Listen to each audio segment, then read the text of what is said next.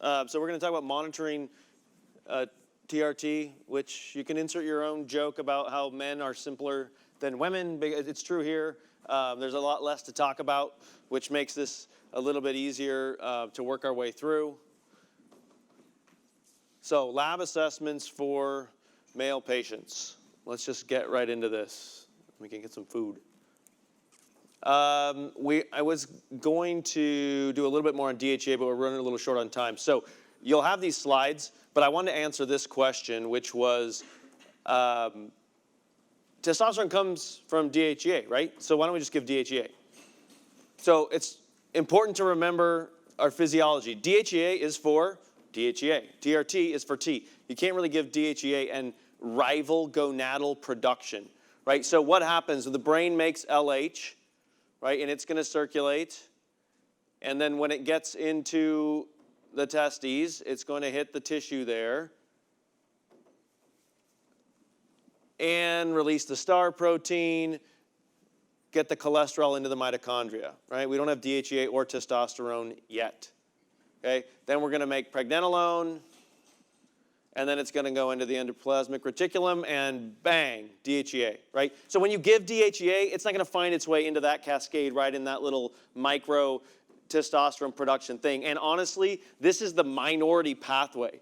I think most of it actually goes through androstenedione when it's happening right in the testicle. So giving DHEA is not a way to give testosterone therapy in men, right? You can get peripheral conversion. So when you give it to a woman, you can rival a normal woman's production. You cannot rival testicular production by giving DHEA, okay? So it is 2 steps away from testosterone, but also just 2 steps away from estrogen and 3 steps away from estradiol. So if you give it DHEA systemically before you move the meter for testosterone enough to rival testicular production, you get way too much estrogen. Okay, so when we're talking about TRT, we're talking about TRT.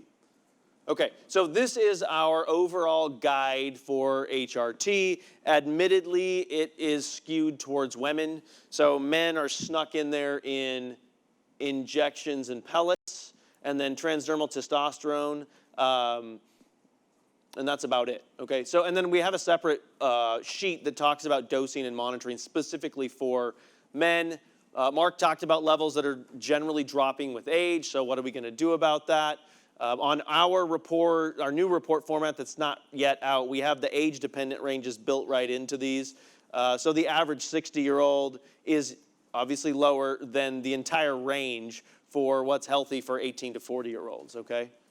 So for a baseline, we want testosterone, we want SHBG in serum. Why not just use urine?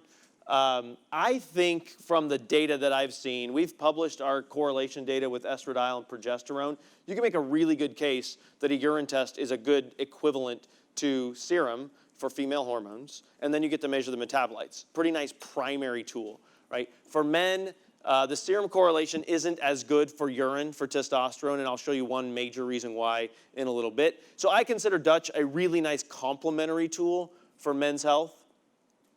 But if we want to talk about it, here are the things that we would look at, okay? Testosterone, so here's a guy who's got a lot of testosterone, and then we can look at DHT and the DHT metabolite. So this shows us our 5-alpha metabolism, and then if we go down the beta pathway, we can see all 3 of those testosterone metabolites. Obviously, we can look at estrogens. So in this guy, we've got too much E1, too much E2, and then we can look at phase 1 metabolism. So there's your E1 and E2 that are running a little hot for this guy. And then we can look at phase 1. Okay, so we've got that what's supposed to be cancer protective. That one's carcinogenic, and then the 16-hydroxy is a potent estrogen.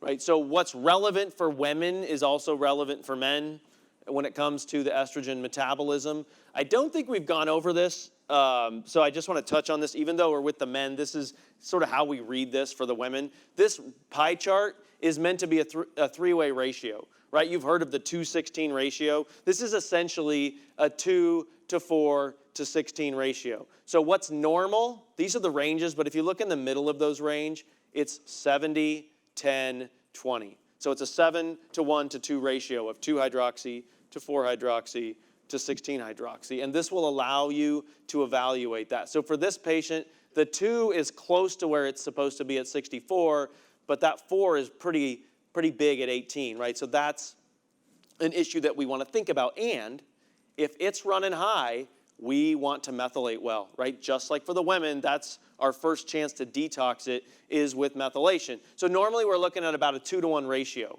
meaning if I've got a 4.2 here, I'm expecting somewhere around a 2.1 here.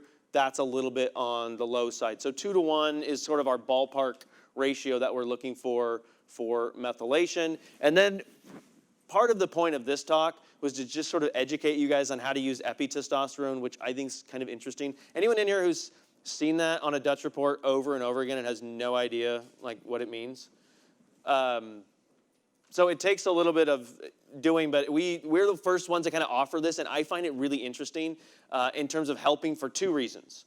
One is it's a useful tool for TRT. Why? It's also made by the testes, so you can see that's testosterone, and that's the epi. So it's an epimer, right? So you make androstenedione, and you get basically a 50-50 split.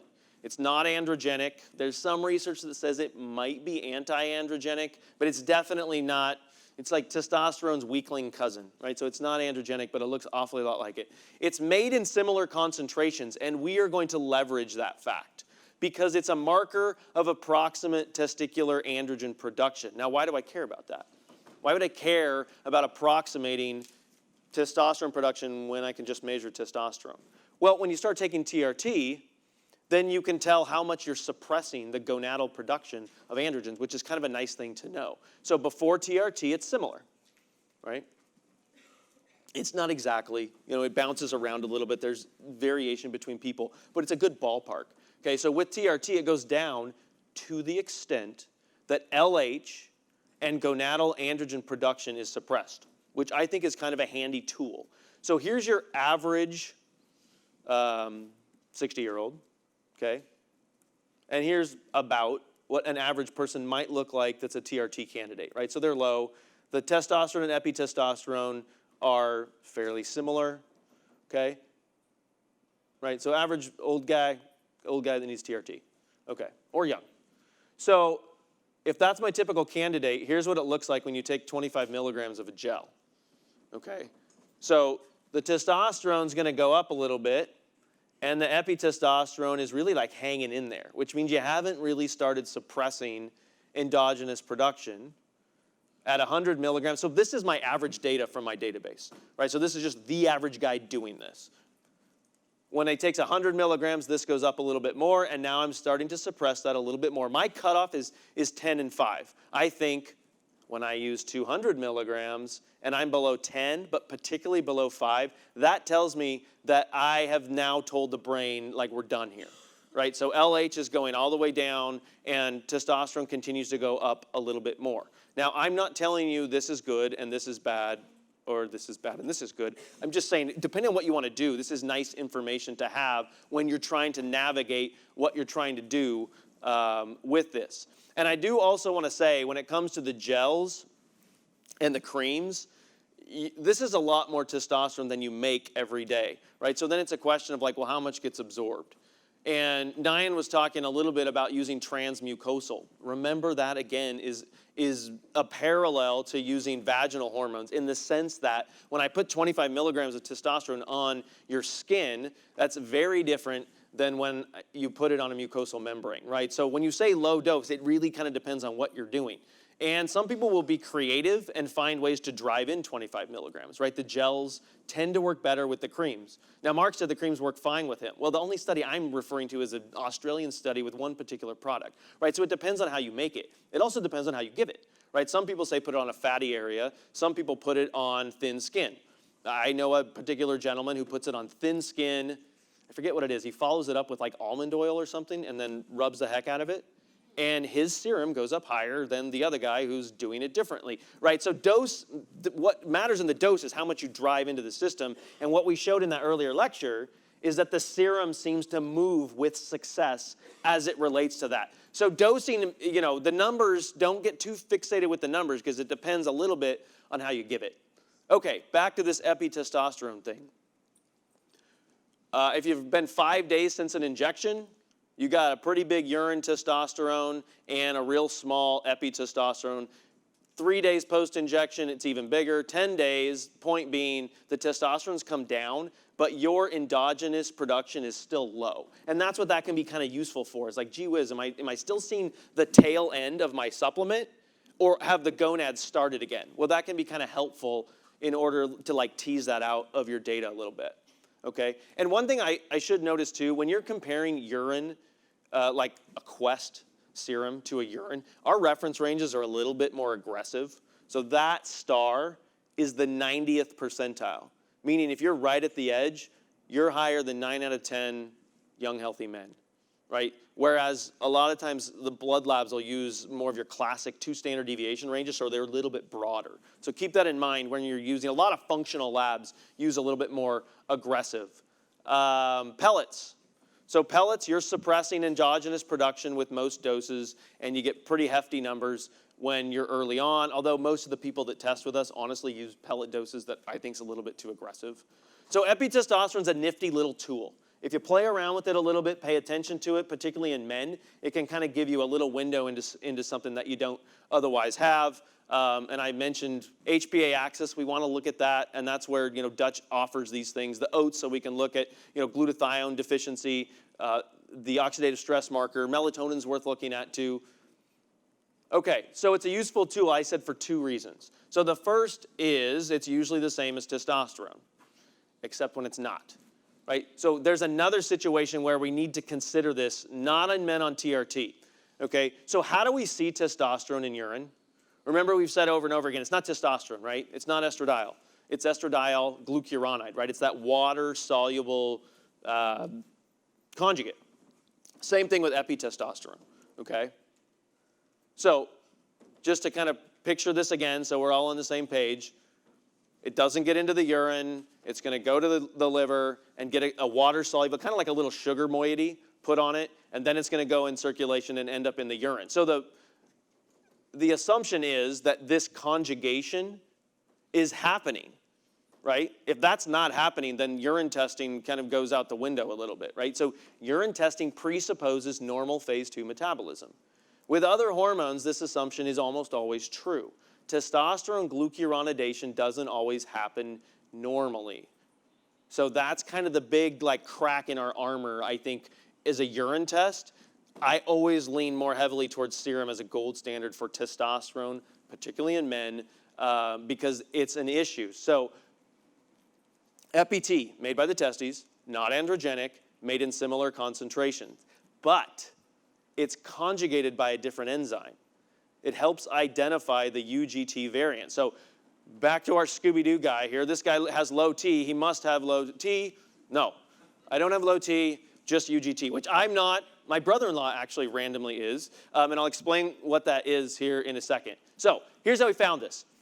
Doping, right?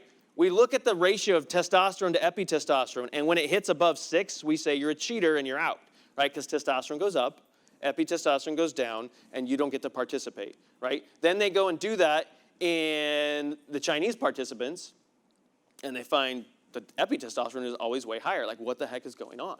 Well, as it turns out, there's a variant in this enzyme that conjugates testosterone that doesn't conjugate epi, and that variant makes it defunct. No physiological consequence. It just means the testosterone doesn't get in your urine, and if you happen to be Asian, it's like 2/3 of the people have this thing. So look at this.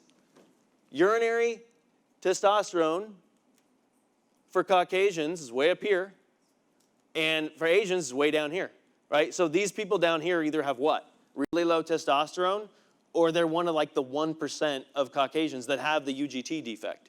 These people over here are actually the minority of Asians, people of Asian descent, that put the testosterone in their urine as per normal. Does that make sense?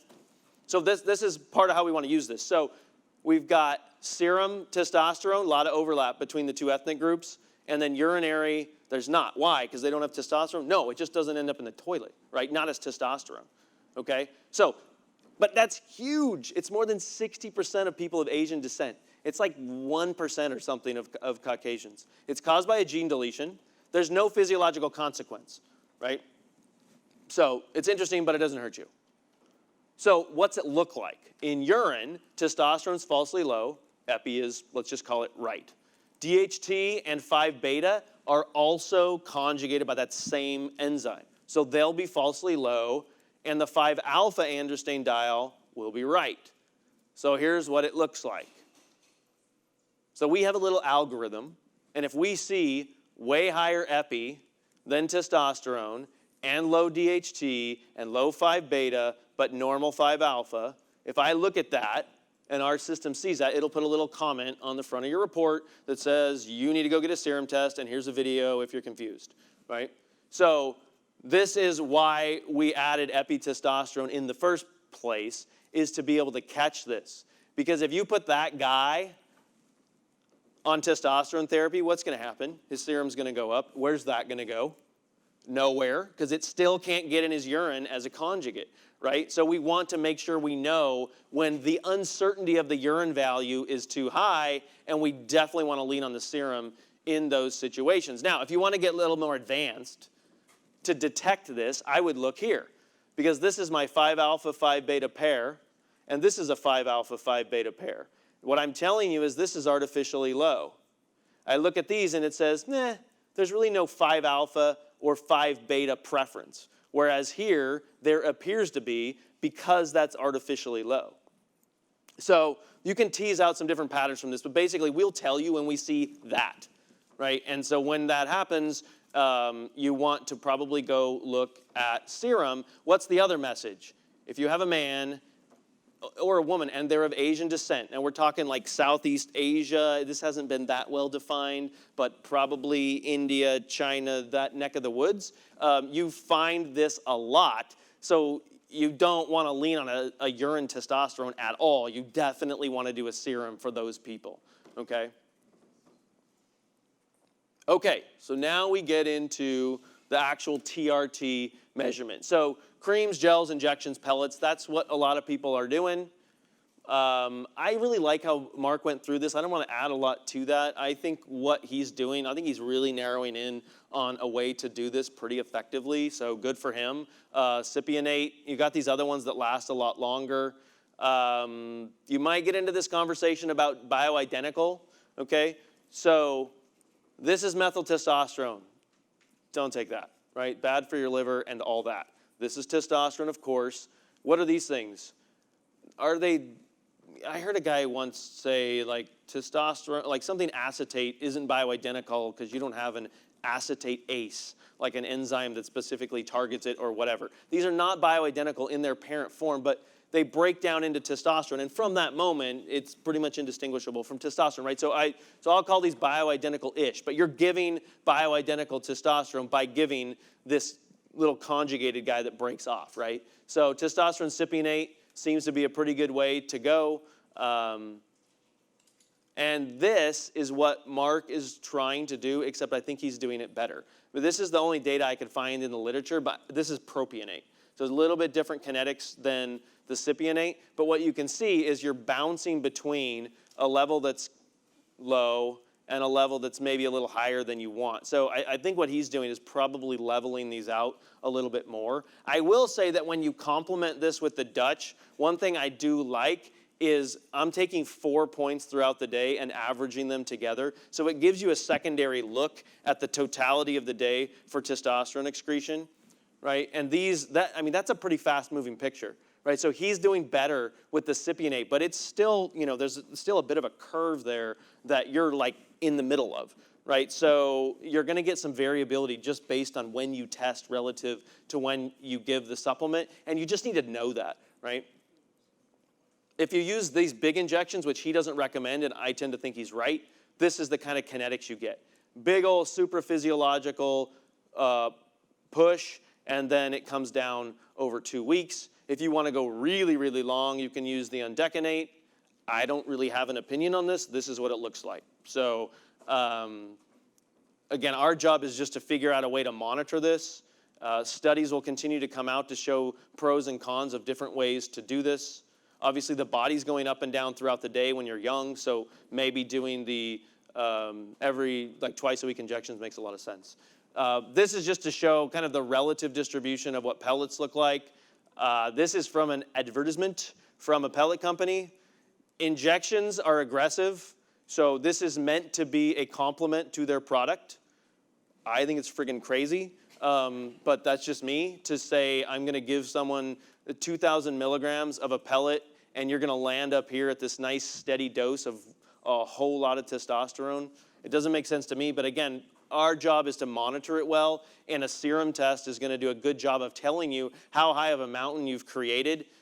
To me, using something more like this makes sense. So this is 800 milligram pellet. So I don't want to tell you what dose of pellets you should use, but this is what it looks like at 800 milligrams from this particular study, is you're going up here to a level that's, let's call it tolerable, right? It's not super physiological, and then it comes down. So if you don't like that up and down, then pellets aren't a good way to go, but it's convenient. The other end of the spectrum, we just showed, long time between use. This is a gel. Okay, so this is the people before the gel. This is on day 1, and this is where you stabilize. Okay, so that's an option as well. I'm going to contrast this in a second. So see how flat that is? Right, so if you test at your lunch break or after work or before work, what are you going to get? Pretty much the same value, right? I'm going to show you other gels that have different profiles, so just to be aware of. Creams and gels, do they differ? This is the data I keep quoting on gels and creams. And this is not like impressive data. It's one cream that none of you will ever use. I don't know what's in it. Stuff you get from your pharmacy is undoubtedly a little bit different than this, but what they found is that the cream took twice as much to match this particular gel. So that's serum going up with 100 milligrams of this Andro Forte, this Australian cream. But that's how little data there is. That's the only thing I can find. I have one paper on estrogen cream, one paper on testosterone cream. That's it. That's all I can find. So we'll share it with you, but I wish there was more, and there needs to be more. Okay, remember I said that was flat? This is a different gel. See how much of a bend there is to that? And then this one's even more so. So it does depend on the product. I can't tell you which products do what. Just know that some of them really go up and down quite a bit throughout the day. Here's the patch.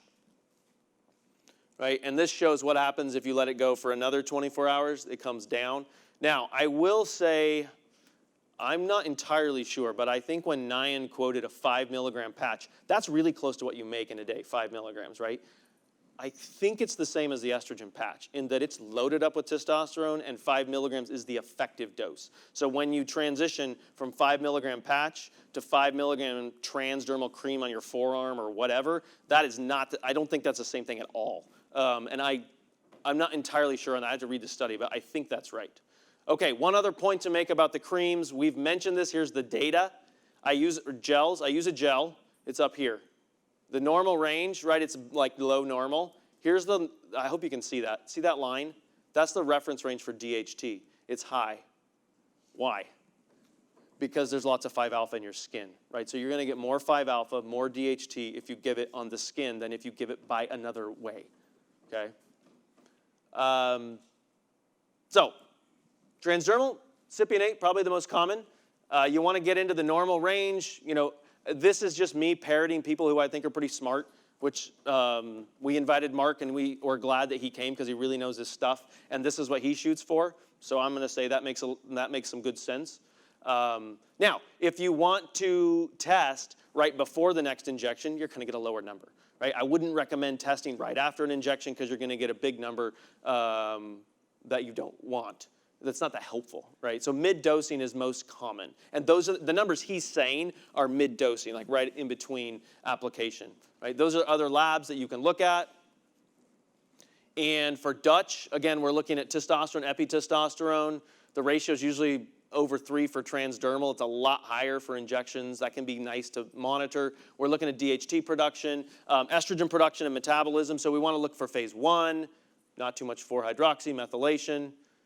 Let's just look at a quick case study to kind of see how those results might look. Okay, so this is a guy on injections. So here you can see what happened. It's popped up pretty high for testosterone. That's not uncommon with an injection to be a little bit outside that range. The epitestosterone says, yeah, you're completely suppressing the LH, right? It's heading down mostly the alpha pathway, right? Less down the beta pathway. So what does that mean? Maybe we need to keep an eye on too much DHT. right?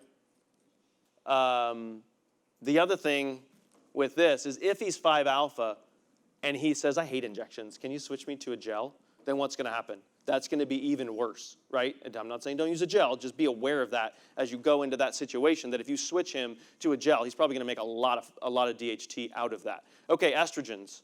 So we've got E1 and E2. This is the same case I showed you before, so I'm using it here too, right? So does he have too much 4-hydroxy? I'm looking at the number, and then I'm also looking at the percentage, right? So usually it's like 7 to 11, and he's at 18, so I'm thinking, you know, as you can see here, it's a little too much on the 4-hydroxy, right? So we want to be conscious of that.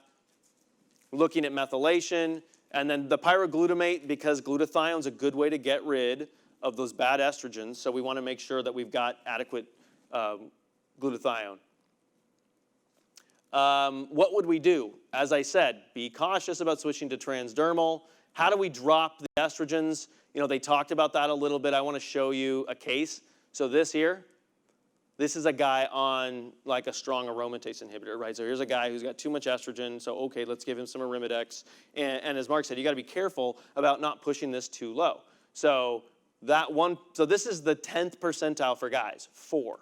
He's at 1.7, right? So you've really cut off his estrogen production. So do with that what you will, but this is what it looks like when you really go strong after estrogen production.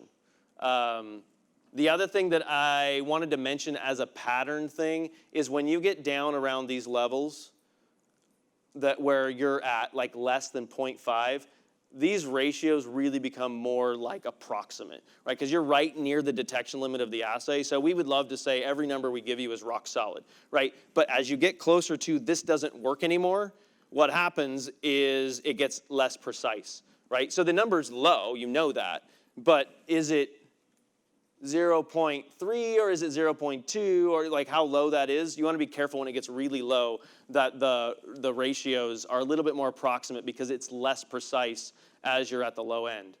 So methylation. Just one point on, this is good to know if you ever have a patient do this. This, for whatever reason, the anatomy of the scrotum, the absorption for transdermal products is way higher, like 10, 20 times higher when you put it on. When you put like 5 or 10 milligrams on the scrotum, you get closer to 5 or 10 milligrams. So this is a guy on scrotal testosterone. It makes me a little bit nervous because it's close to the prostate and you got a lot of 5-alpha, but I mean, I have no research to back that up. I'm a little bit cautious with that conceptually. Maybe it's something to think about too if you have women putting estrogen on their thighs, if there's sexual activity and the scrotum is absorbing a lot and you're using high estrogen. I don't know, something to think about. Just that the scrotal skin absorbs way higher than the rest of it. Hey, if you give guys progesterone, the labs are not going to help you. So just give them a dose that makes sense and don't worry about it. But I will say this. If I give it orally, that 5-alpha metabolism of progesterone is going to happen at like 90% in your gut. So if I'm going, I'm going to block your 5-alpha by giving you progesterone, that doesn't make any sense to me. Like that's where I think like maybe like sublingual drops or even transdermal. Again, the labs aren't going to help you, but if it doesn't emerge from the gut with the ability to compete for 5-alpha, I don't know if you're accomplishing much there.